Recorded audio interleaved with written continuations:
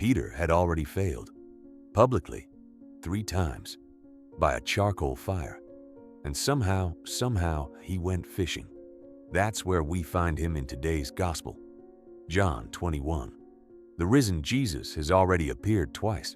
The disciples have seen the empty tomb, seen the wounds, heard, "Peace be with you." And yet Peter, Simon Peter, the rock, the one who swore he would die for Jesus, goes back to his boat. Maybe he didn't know what else to do. Maybe shame had convinced him the story was over for him. Maybe he thought, the resurrection is real, but it's not for me. And if you have ever done something you couldn't take back, if you have ever failed someone you love in a way that felt permanent, then Peter, standing on the shore in the dark, smells like your life.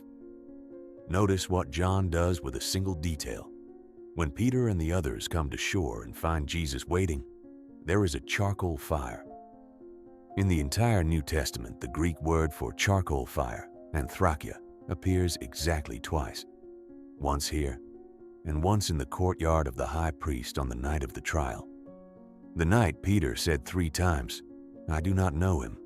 John is not being careless.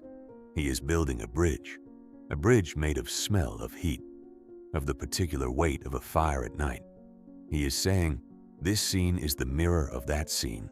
That betrayal has not been forgotten. It is about to be answered. Jesus doesn't begin with a lecture. He doesn't hand Peter a theology of forgiveness. He says, "Come and have breakfast." Breakfast. After the resurrection of the dead, after the empty tomb, after everything, Jesus makes fish and bread on a fire and says, "Eat. Come and be warm. Sit with me." This is what resurrection looks like from the inside. Not a blaze of glory, a meal. And the disciples dared not ask him who he was, for they knew it was the Lord. They knew, and they were afraid to speak it aloud. Faith often looks like this. We know and we tremble to say it. Then comes the moment. 3 times. Simon, son of John, do you love me? 3 times. Once for each denial. But notice, Jesus doesn't say, "Do you remember what you did?" He doesn't say, "Are you sorry?" He says, "Do you love me?" Because everything rests on this. Not on Peter's record, not on his past performance, on love.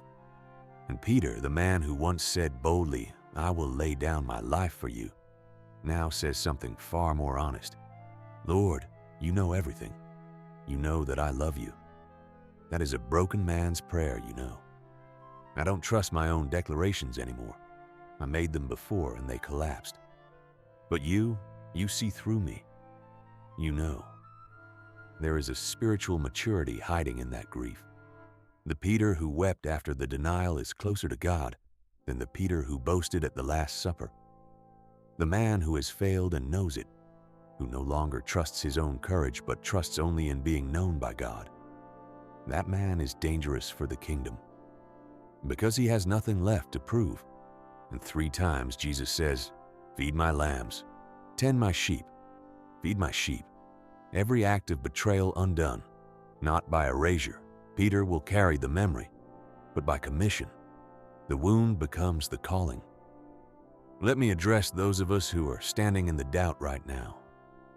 Maybe you've been away from the faith for a long time. Maybe you made promises to God and broke them. Maybe you walked into a church or opened a Bible and heard a voice inside say, "You don't get to come back. Not after what you've done." That voice is not the voice of the gospel. The voice of the gospel is a charcoal fire on the beach at dawn.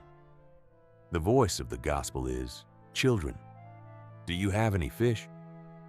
The voice is ordinary. The voice is bread. The voice is, "Come, eat, and then let's talk." The whole of Peter's restoration happens at a fire, over a meal, in a conversation, not in a thunderclap. In the most human of settings, Jesus meets us where we actually are, not where we think we should be. And the question he asks is not, "Have you earned your way back?" The question is, "Do you love me?" You don't have to have it all together to answer yes. You don't have to have resolved every doubt, fixed every habit, understood every doctrine. You just have to be honest. Peter was honest. Painfully, beautifully honest. Lord, you know everything. And that was enough. The third Sunday of Easter falls in a world that has seen a lot of failure. We live in a time of fracture in our families, our institutions, our sense of self.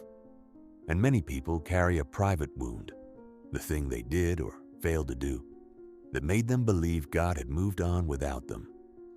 Today's gospel says no. Jesus went looking for Peter. He didn't wait for Peter to come to him. He was already on the shore. He already had the fire going. He already had breakfast ready. The question, "Do you love me?" is not a test. It is an invitation back into the story. It is Jesus saying, the denial was real, and so is this. You are not defined by your worst moment. You are defined by what comes after. Peter went on to feed the church, to die for the faith he had once denied. The wound became the mission. Whatever fire you've been circling, whatever denial you're still replaying, maybe today is the morning you come ashore. He's already there. The fire is already burning, and breakfast is ready. Thank you for being here. Peace be with you. See you next Sunday.